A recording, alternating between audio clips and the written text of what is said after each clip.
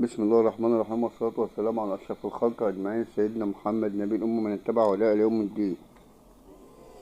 الأهلي الوالي للرياضة المصرية.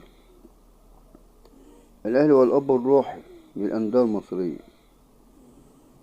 الأهلي أكثر الفرق المصرية يلعب ألعاب جماعية وفردية وتألق وإبداع.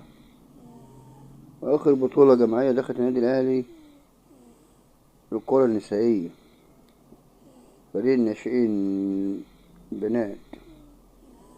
الموسم التاني على التوالي الأهلي يفوز ببطولة الجمهورية والكرة النسائية، وفريق لسه تم إنشاؤه حديث العهد. واعتبر الأهلي هو أكبر داعم للفريق الأول. هذا الفريق الناشئين هذا فاز بالبطولة سيكون أكبر داعم للفريق الأول للكرة النسائية في النادي الأهلي، بإيقاف احتكار ولمنع احتكار مسار البطولة الكروية منذ نشأتها إلى الآن الكرة النسائية.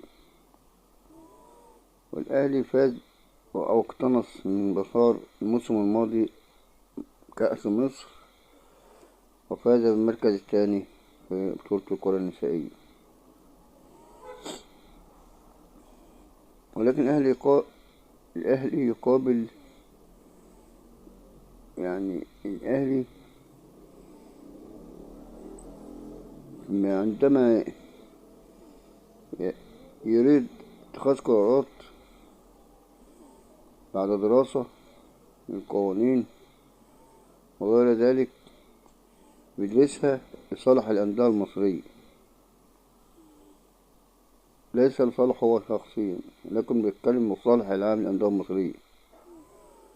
ولكن هذا يقابل من الأندية المصرية بالعقوق للنادي الأهلي الذي يسعى لمصالح الأندية المصرية.